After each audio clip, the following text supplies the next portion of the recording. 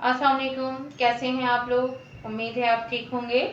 बेटे, last time जो हमारा टॉपिक था वो दिस और दीस का था। हमने आप लोगों को उसमें बताया था कि दिस और दीस किस तरह से इस्तेमाल करना है। आज मैंने जो टॉपिक इस्तेमाल किया है वो लिया है हमने, वो है डैट और दोस्त।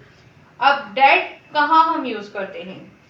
that is used for those things which are not near with us, यानी कि जो चीज़ हमारे करीब में ना हो उसके लिए हम डेड इस्तेमाल करते हैं। And you can say that for which we can't touch that them, यानी हम उनको जो है छू नहीं सकते, तो उसके लिए हम क्या यूज़ करते हैं? डेट यूज़ करते हैं। जैसे फर्ज करें कि मैं यहाँ हूँ और मेरे उस साइड पे जो है टेबल पड़ी है, तो अब मैं उसको छू नहीं सकती, मेरे से करीब नहीं है, वो दूर है। तो उसको हम क्या कहेंगे कि दैट इज अ टेबल, यानी वो एक मेज है। उसको इंडिकेट ही कर सकती हूँ ना, उसको इशारा करके बता सकती हूँ कि वो एक मेज है। तो हम डेट जो है उन चीज़ों के लिए इस्तेमाल करते हैं जो हमसे दूर हो। कैसे? दैट इज अ टेबल, यानी वो एक मेज है। अगर कोई कॉपी दूर पड़ी हुई है तो उसको भी हम क्या इंडिकेट करेंगे या इशारा करके बताएंगे कि वो एक कॉपी है। तो क्या कहेंगे? That is a copy.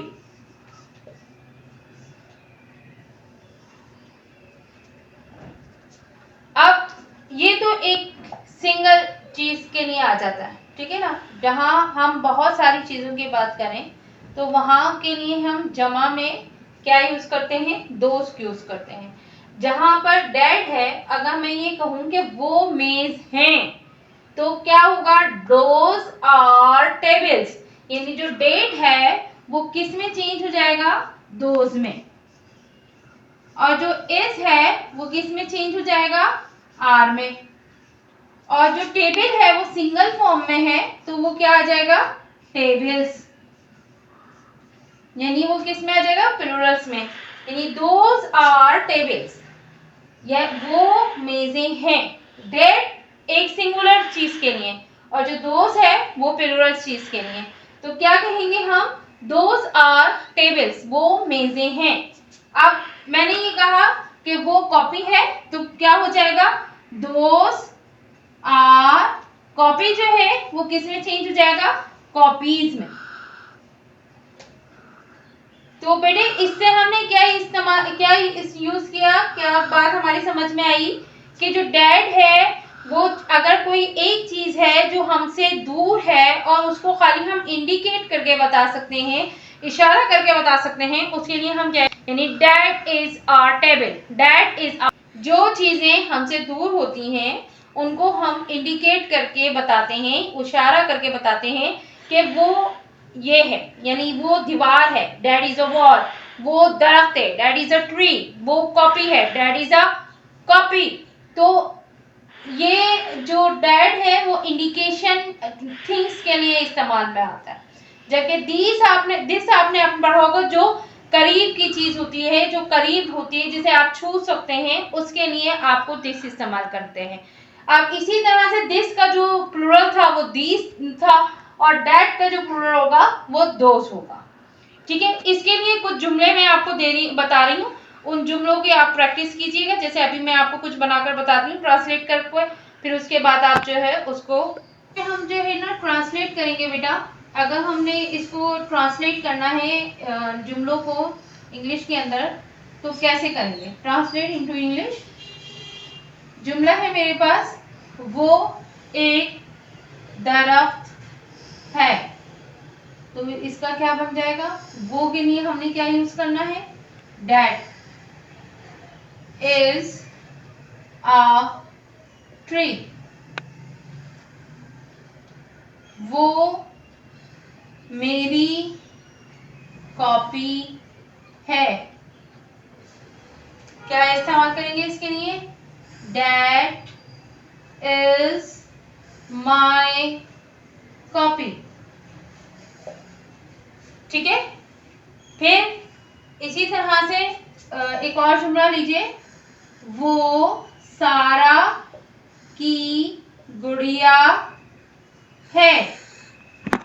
That अब जैसे एक जुमला है, वो सारा की गुड़िया है, दैट इज सारास डॉल, वो सारा की गुड़िया है। अच्छा बेटा देखिए, आपने ये सीखा, जैसे वो एक दरख्त है, इसको कैसे ट्रांसलेट करेंगे, दैट इज अ ट्री।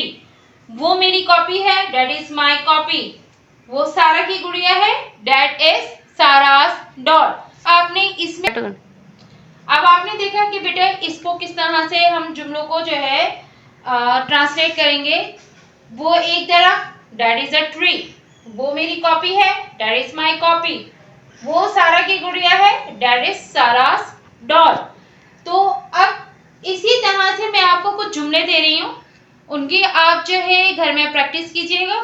तो इस आपको जो है वो डैट का और दोस्त का सही इस्तेमाल आ जाएगा। अभी मैंने आपको डैट जो है ना बताया है, ठीक है।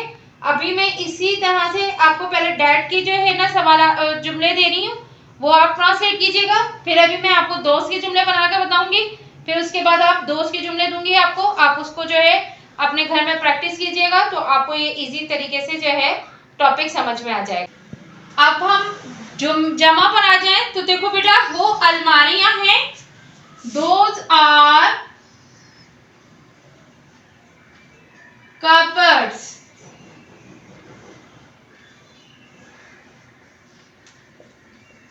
वो कॉपियां हैं, दोज आर कॉपीज। वो मेरी गाड़ियां हैं, दोज आर माई कार्स। वो मेरी गाड़ियां हैं। जब आप इनको प्रैक्टिस करेंगे बेटा, तो लाजमी है आपको डैट और दोस्त का इस्तेमाल आ जाएगा। इसी तरह से बेटे दीस और दोस्त का दीस और दिस का भी इस्तेमाल कीजिए।